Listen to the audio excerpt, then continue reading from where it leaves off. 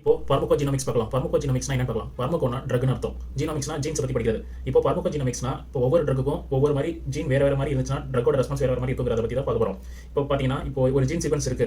அதுல வந்து ஏதாவது ஒரு சிங்கிள் நியூக்ளியோடைட் பாலிமார்பிசம் இருந்தா கூட அந்த ஜீன் சீக்வன்ஸ் வேரியேஷனால ட்ரக்கோட ரெஸ்பான்ஸ் மெட்டபாலிசம் எல்லாமே வேரி ஆகும். ஓகேங்களா? இப்போ பர்சனலைஸ் மெடிசனோட கான்செப்ட் என்ன பார்த்தீங்கன்னா, இப்போ நம்ம ஒரு டோசேஜ் ஆஃப் ட்ரக் கொடுக்கறதுக்கு முன்னாடி அவங்களோட ஜீனை நம்ம வச்சு செக் பண்ணி அது எவ்வளோ ரெஸ்பான்ஸ் பண்ணுதுன்னு பார்த்து அதுக்கு தகுந்தாப்புல டோசேஜ் கொடுக்குறது தான் பர்சனலைஸ் மெடிசன். இப்போ வந்து மெட்டபாலிசம் இருக்குல்ல, அது வந்து டைப்ஸ் ஆஃப் மெட்டபாலிசம்ஸ் நம்ம பிரிக்கிறோம். அது என்னன்னு பார்த்தீங்கன்னா, ஃபர்ஸ்ட் புவர்னா இவங்களுக்கு எப்படி இருக்குன்னா ட்ரக் மெட்டபாலிசம் வந்து ரொம்ப கம்மியாக இருக்கும். ஸோ அவங்க உடம்புல வந்து அந்த ட்ரக் அதிகமாக சேர்ந்து அந்த ட்ரக் டாக்ஸிசிட்டி ஆகலாம். செகண்ட் வந்து இன்டர்மீடியட், நார்மலை விட கொஞ்சம் ஸ்லோவாக இருக்கும். எக்ஸ்டென்சிவ் அப்படின்னா அவங்களுக்கு நார்மலாக இருக்கும். இன்னொன்று அல்ட்ரா ரேபிட்னா இப்போ அவங்களுக்கு ஏதாவது அவங்களோட ட்ரக் மெட்டபாலிசம் வந்து ரொம்ப ஸ்பீடாக இருக்கும். ஸோ ட்ரக்கோட ஃபங்க்ஷன் நார்மலாக வந்து ஒரு 5 மணி நேரம் அப்படின்னா இவங்க ரேட் ஆஃப் அந்த ட்ரக் மெட்டபாலிசம் ரொம்ப ஸ்பீடாக இருந்தாலும் 2 மணி நேரத்துலேயே அதோட ஹாஃப் லைஃப் முடிஞ்சு போயிடும். 2 மணி நேரம் கழிச்சு திரும்பி அது பிரச்சனை வந்துடும். ஃபார் எக்ஸாம்பிளுக்கு வார்ஃபரின் வந்து மெட்டபாலைஸ் பண்ணுறதுக்கு CYP450 தான் வருது. இந்த CYP450ங்கிற என்சைம் வந்து ஆல்மோஸ்ட் 75% ஆஃப் த ட்ரக்ஸை வந்து மெட்டபாலைஸ் பண்ணுறது இந்த என்சைம் தான். ஓகேங்களா? இது வந்து வார்ஃபரின் என்ன பண்ணுதுன்னா டிஃப்ரெண்ட் டோசேஜ் ஐ மீன் சேம் டோசேஜில் டிஃப்ரெண்ட் ஜீன் இருக்கிறத வச்சு அதோட எஃபெக்ட் வந்து மாறுது. ஒருவேளை மெட்டபாலிசம் வந்து இப்போ பூரா இருக்குன்னு சொல்லுவாங்க. அப்படின்னா அவங்களுக்கு வந்து அவங்க உடம்புல வந்து அந்த ட்ரக் சேர்ந்து டாக்ஸிசிட்டி ஆயிரும். அதே வந்து அவங்களுக்கு ரொம்ப ஃபாஸ்ட்டாக இருக்குது அப்படின்னா இப்போ வார்ஃபரின் நார்மலாக ஒரு 5 மணி நேரம் வேலை செய்யுது அப்படின்னா இவங்க 2 மணி நேரம் வேலை செய்யும்.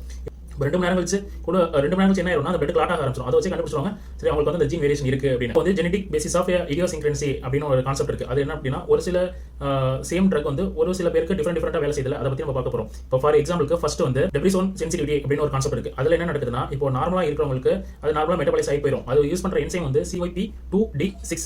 ஓகேங்களா? அதே வந்து அவங்களுக்கு வந்து ஏதாவது மியூட்டேஷன் இருக்கு, அவங்க ஜீன்ல ஏதாவது மியூட்டேஷன் இருக்கு அப்படின்னா அது வந்து உங்களுக்கு டாக்ஸிசிட்டியா போய் முடிஞ்சிடும். அப்புறம் அடுத்த எக்ஸாம்பிள் என்னன்னு பாத்தீங்கன்னா G6PD வந்து நார்மலா வந்து குளுட்டதைனோ NADPH குளுட்டதைன் இதெல்லாம் இருக்கும். இது வந்து என்ன பண்ணுனா இந்த ஆக்சிடென்ட்ஸ்ல இருந்து ப்ரொடெக்ட் பண்ணிட்டு இருக்கும். இந்த G6PD வந்து ஏதாவது டெஃபிஷியன்சி இருக்கு அப்படின்னா NADPH குறைஞ்சிரும், குளுட்டதைனும் குறைஞ்சிரும். இது ரெண்டும் குறைஞ்சிச்சுன்னா ஆக்சிடென்ட்ஸோட இது ரொம்ப அதிகமா இருக்கும். அப்படின்னா அந்த மாதிரி டைப்ல நம்ம பிரைமா போய் குடிக்கிறப்ப என்ன வரும்னா ஆக்சிடேட்டிவ் ஸ்ட்ரெஸ் அதிகமாகி RBC டேமேஜ் ஆகி ஹீமோலைசிஸ் வந்துரும். டார்கெட்டட் கேன்சர் தெரப்பி பார்க்கலாம். இது வந்து யூட்டிலைஸ் பண்ணி யூஸ் பண்ணிக்கலாம்னு பார்க்கலாம். இப்போ நார்மலா பிரஸ்ட் கேன்சர் வந்து HER2 ரிசெப்டார் இருக்குல்ல, அது வந்து அதிகமா இருக்கும். ரொம்ப அதிகமா இருக்கிறதுனால இப்போ நம்ம ஸ்ட்ரைட்டா வந்து HER2 ரிசெப்டாரை பிளாக் பண்ற மாதிரி ஒரு ட்ரக் கொடுத்தோம்னா HER2 ரிசெப்டாரோட வேலை கம்மியாயிரும். ஸோ டியூமர் growth வந்து ஸ்டாப் ஆயிரும். HER2 ரிசெப்டார் நிப்பாட்டுற மாதிரி ஒரு ட்ரக் என்னன்னா ட்ராஸ்டுசுமாப். பிலடெல்பியா குரோமோசோம்ல BCR-ABL இந்த ஜீன்ல வந்து நார்மலா மியூட்டேஷன் நடக்கிறதுனால நார்மலா அப்நார்மல் தைரோசின் கைனேஸ் ப்ரொடியூஸ் பண்ணிட்டே இருக்கும். தைரோசின் கைனேஸோட வேலை என்னன்னு பார்த்தீங்கன்னா செல் growth. இப்போ நம்ம ஸ்ட்ரைட்டா BCR-ABL பிளாக் பண்ணிட்டோம் அப்படின்னா அந்த செல் growth ஸ்டாப் பண்ணிடலாம். அதுக்கு என்ன ட்ரக் கொடுப்பாங்கன்னா இமாட்டினிப் கொடுப்பாங்க. KRAS ஜீன் இதுல என்ன நடக்குதுன்னா நார்மலா KRAS ஜீனோடைப்பிங்ல வந்து EGFR தான் வந்து KRAS வந்து ஆக்டிவேட் பண்ணும். அந்த KRAS தான் வந்து செல் growth வந்து ப்ரோமோட் பண்ணும். இப்போ KRAS வந்து ஆக்டிவேட்டே பண்ணாம ஆன்ல இருக்குங்கிறப்போ அது கண்டினியூஸா வந்து செல் growth ப்ரோமோட் பண்ணிட்டே இருக்கும். ஸோ டியூமர் செல்லோட growth வந்து வளர்ந்துட்டே இருக்கும். இந்த மாதிரி டைத்துல நம்ம EGFR தான் ஆக்டிவேட் பண்ணுது. நம்ம ஜீனோடைப்பிங் செக் பண்ணாம ஸ்ட்ரைட்டா EGFR போய் இன்ஹிபிட் பண்ணோம்னா அந்த இடத்துல அது வேலை செய்யாது. ஏன்னா அது EGFR இங்க வேலை செய்யல. ஏன்னா KRAS வந்து டைரக்டா ஆன் ஆயிடுச்சு அந்த மியூட்டேஷனால. அப்போ அந்த இடத்துல KRAS இன்ஹிபிட் பண்ற மாதிரி தான் நம்ம ட்ரக் கொடுக்கணும்.